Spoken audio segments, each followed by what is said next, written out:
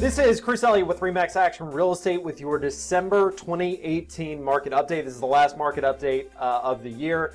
You're either disappointed or probably like most people, you're glad not to be hearing me anymore. But anyway, wanted to give you guys an update on how the market is looking. I'm going to be doing a market forecast that will come out shortly after this one.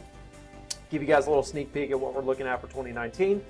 But as far as for December of 2018, so we're always looking at November's numbers and just comparing those back to October's numbers of this year to kind of see where we're trending. Closed pending and new listings are all down slightly from October to November. Days on market from October to November went from 31 days on market to 37 days on market, so how long it takes for a property to sell. So as you can see, and this kind of happens every year, the market tends to soften up a little bit this time of year. Still plenty of homes selling, but we're kind of going from a white hot market to, I would say, a red hot market. We're still at 2.24 months supply of inventory, which anything under, let's say 6 months is going to be a seller's market. So still very much a seller's market, but like I said, the market is softening up a little bit this time of year, projected to, firm right back up going into 2019. So what does this mean for you? If you are somebody that's looking to sell your property either now or in 2019, now is a great time to start having that conversation. I love chatting with folks this time of year, December, January, preparing ourselves to go to market in 2019. What can be a little frustrating sometimes, and obviously we work with it, is when folks call me and they say, hey Chris, I want to sell next week. And I'm like, great. But there's only so much we can do with a week, 2 weeks lead time to get a property ready for market. I like having the conversations earlier with clients because if there's things that we can do to the property, if there's things that we can get in order before we hit the market, it's usually a much smoother and less stressful process for the sellers, and we're usually able to net them a little bit more money just because we're able to do some prep to the property. The winter allows, it's a great time to get renovations done, so everybody's home, people are kind of slowing down a little bit.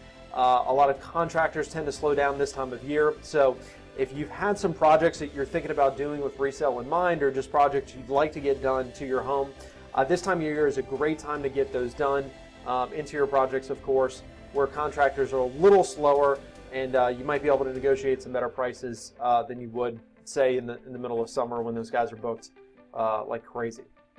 Another tip that I like to give sellers this time of year is if you're planning on selling in 2019 and you're looking to time the market, I would recommend trying to hit the market earlier in the year versus waiting for the springtime. The reason being is that's kind of conventional wisdom is, hey, I want to sell in the spring. The problem with that thinking is everybody else has that thinking. So usually what we see around the April time frame is the market starts getting flooded with inventory, whereas if you can hit the market January, February, March, there's still buyers out there looking. The buying process has started for a lot of folks, but there's less inventory out there earlier than the year versus if you wait a little bit later in the year when kind of everybody else has had that same thought, and now that buyer who had maybe 3 homes to choose from, now they've got 6 to 7 to 10 homes to choose from later in the springtime. So just a thought. For buyers, just like sellers, now is a very good time to have that conversation. If you're looking at making a purchase in 2019, whether it's your first house or your second, third, fourth, fifth, now is a really good time to have that conversation with a real estate professional. Have them refresh you or educate you on the buying process. Now is a great time to have a conversation with a mortgage lender to see what you're pre-qualified for, to see what your payment's looking like.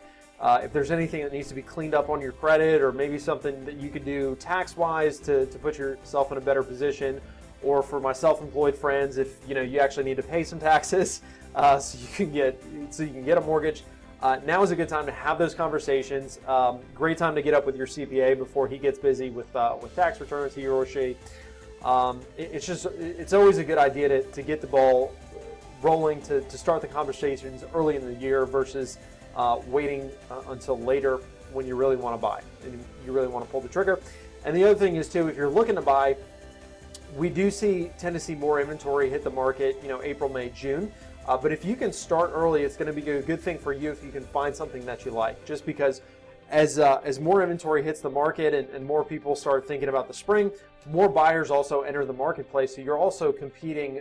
You're going to be competing with more people later in the year for this, for for the same inventory versus if you can start looking in January, February, and March, there's less inventory to choose from, but there's also less buyers that you're competing with. And if you're somebody that maybe has been looking for the last couple of years, you know it's been tough out there just because there's so many buyers competing for so few listings. So hope you guys found those tips useful. Hope you're having a wonderful holiday season. Hope you're enjoying some time with friends and family or just to yourself.